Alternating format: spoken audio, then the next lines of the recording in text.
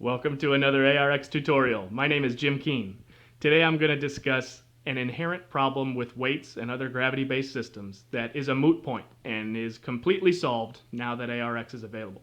It has to do with the way our strength changes during movement and how some equipment does not match those changes in strength.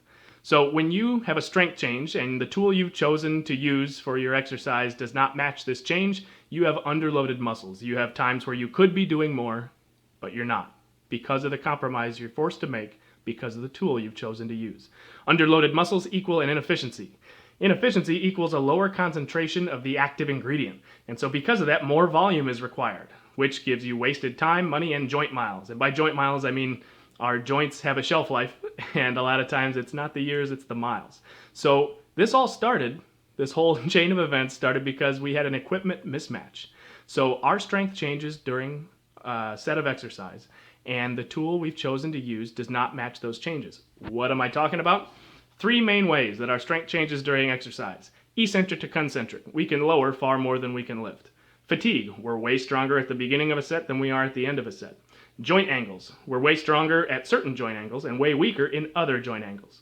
So, up to the top, eccentric, concentric. Weights? Well, they're the same resistance up and down, which means that they underload the eccentric. We can lower and control the descent of a far heavier weight than we could have lifted in the first place. But a weight 100 pounds up is 100 pounds down. Total bummer. ARX, though, gives you any desired resistance in both directions, matching you instantly and automatically, eccentric and concentric. It's whatever you like. So the winner here, LOL. Fatigue. With weights, you are underloaded at the start of a set, because remember, you had to lower the weight on the bar just so your set could last longer. So you have a sub-maximal weight that you start out with, which means you're underloaded.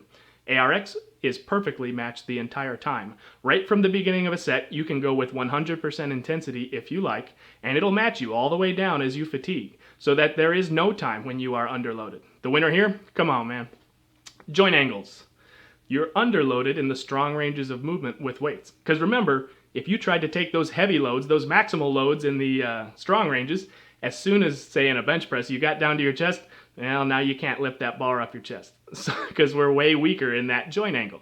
So what do? You lower the weight on the bar, and then you can lift it up off your chest, but then you're underloaded once you get to the top. Total bummer, and there's no way around it, unless you have ARX, which gives you the perfect resistance during the entire range of motion. Smart. The winner here, get your life together, man.